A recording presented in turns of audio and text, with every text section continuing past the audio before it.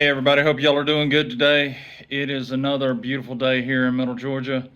Weather's nice. It's low to mid 80s for once. So I'm loving it. So we're trying to get some stuff done in the shop.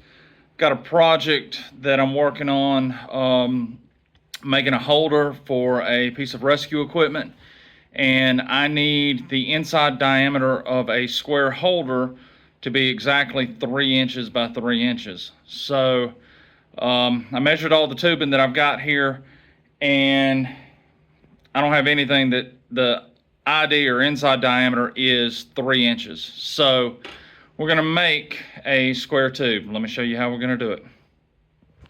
First thought was to take two pieces of 3 inch by quarter strap and cut them a little over 6 inches long, because again, 3 by 3. But I need to include the radius in it, so it's going to be a little longer than 6 inches. So I did a test piece where I cut it and I carried it to my hydraulic press and bent it. I don't have a die that'll make this bend any sharper, and I don't like this big radius. The piece we're holding, we need to hold it fairly tightly. It is really sharp angles on it. So having a radius like this is going to cause it to wobble and bang around. So that ain't going to work. So I think the next step is we're going to cut a piece 12.5 inches long, and we'll probably cut pie cuts out of it every 3 1/8 or 3 1/4 inch long. Yeah, 3 1/8. So we'll cut a pie cut out of it so that we can fold it at 90 and get a sharper angle on it. So that's what we're going to do now.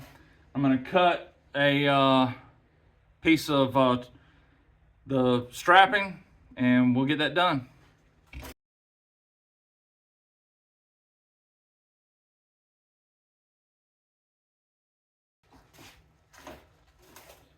All right, let's get our layout done.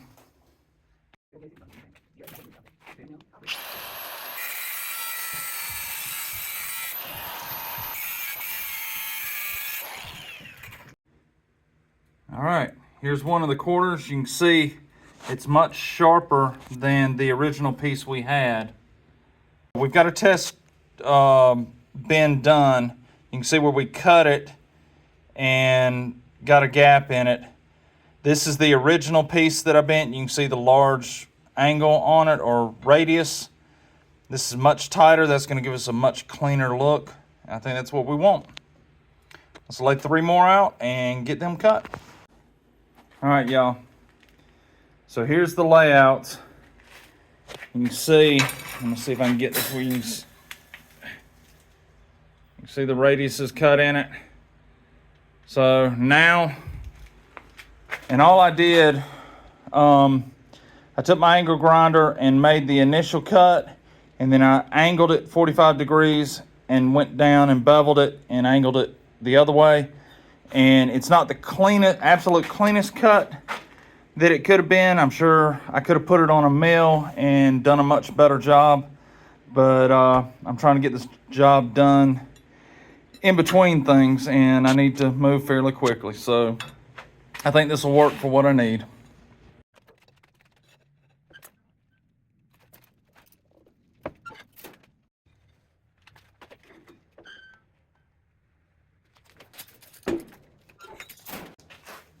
All right, we'll have to close that gap up by hand. Okay, so I've got the part clamped to the table. I've got a piece of 1/2 inch steel. Actually, that's probably 3/8 steel right there, and it's lined up with that pie cut that we made in it to keep this bend straight. So now we're just going to tap this edge and fold it in.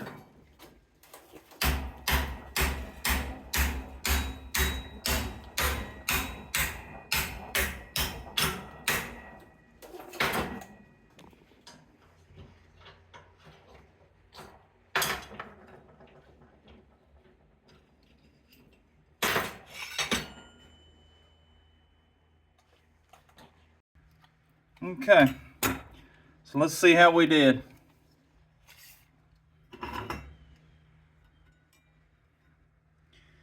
All right, so my inside diameter right there is exactly 3 inches. We're a little light that way. We're at 2 15/16. 3 inches there, and 2 15/16. I think what needs to happen is this edge needs to be pushed out and this edge pushed down.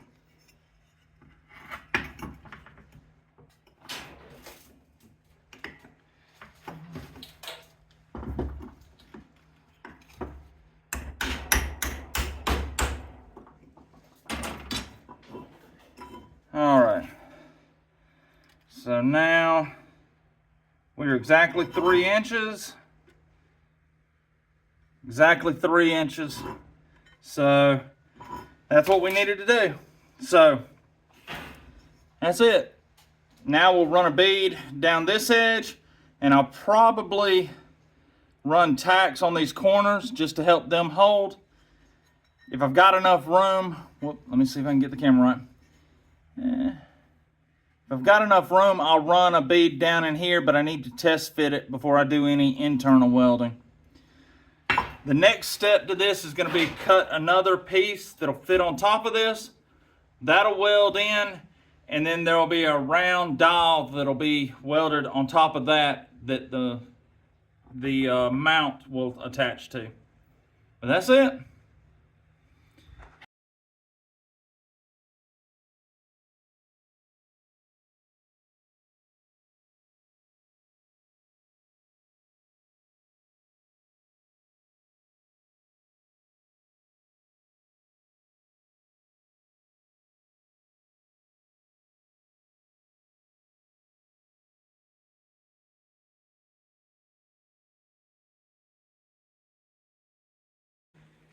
All right, I've got this old piece of 2-inch pipe. We're going to cut a section of it out to make the mount.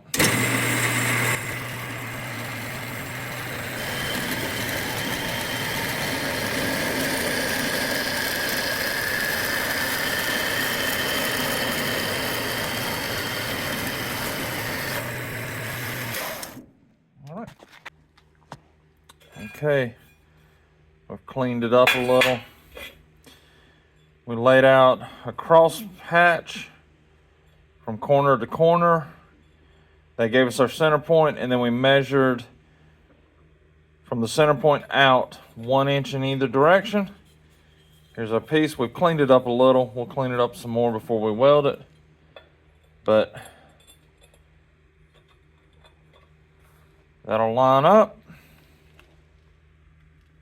and we'll weld that on. This is the finished product. I think it turned out pretty good. 3 by 3 by 3 box, open on the bottom. You can see I got to sandblast it, the inside right there before I end up powder coating it. 2-inch diameter dowel that's 2 inches long. So the way this works, there's a hydraulic ram that has a 3-inch by 3-inch wedge on it that you can wedge into corners on a vehicle or in the floorboard or against bolts. And this will slide over it, so it'll slide up in here. And then there's a clamp, kind of like a pipe clamp, that has a clamshell. It opens and closes. So this will slide in. The clamshell will lock, so the clamshell will hold this round dowel at the top of it, and the wedge for the hydraulic ram will slide up in here, and that will keep it from wobbling and shaking and falling over inside the compartment. So now all I got to do is make the bottom plate.